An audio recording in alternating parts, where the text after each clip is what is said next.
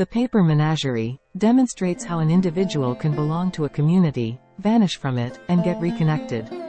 In the story, Jack, who was born in the year of the tiger, is represented by Lauhu, an origami tiger that becomes alive through Jack's mother's magic. I didn't know this at the time, but Mom's kind was special. She breathed into them so that they shared her breath and thus moved with her life. That was her magic. Lauhu's life starts in the menagerie, which represents the mother's culture, and this community is introduced, accepted, and enjoyed by Jack when he is a child. These are the secure and comfortable years. However, belonging to a community that gives one life and provides one with all sense of belonging can be destroyed. An origami tiger is fragile and easy to break out into pieces. When Jack's family moves into a new town and Jack into a new school, he encounters new perspectives of what is acceptable. Lauhu is introduced to Mark, an all-American boy who likes to play with Star Wars action figures.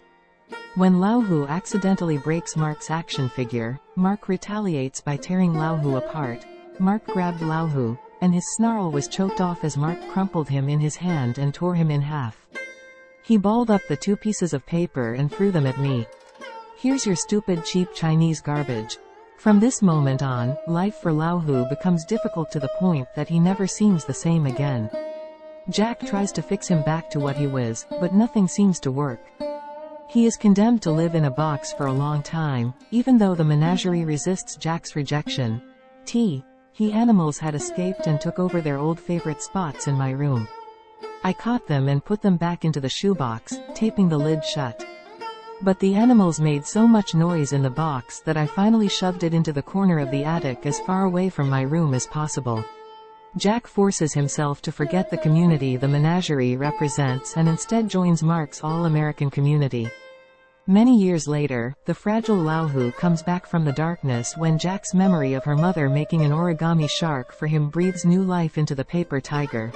The ball of paper shifted, unfurled itself, and I saw that it was Lauhu, who I hadn't thought about in a very long time. Saw. Mom must have put him back together after I had given up. As we can see, Jack's mom never gives up hope that her son may love her again, and now Lauhu carries a message within himself that helps Jack reconnect with his mother's community. Because Jack does not know how to read Chinese, he needs to seek help from someone who does, and as he listens to the story of his mother's life and her family, he gets back a sense of community. After communicating his love to his mother through the message written on Lauhu, Jack's final act is to accept his mother's heritage. Following the creases, I refolded the paper back into Lauhu. I cradled him in the crook of my arm, and as he purred, we began the walk home. Lauhu is finally back where he has always belonged, proving that even though we may ignore where we have come and try to reject our legacy for the rest of our lives, our roots and blood live in us.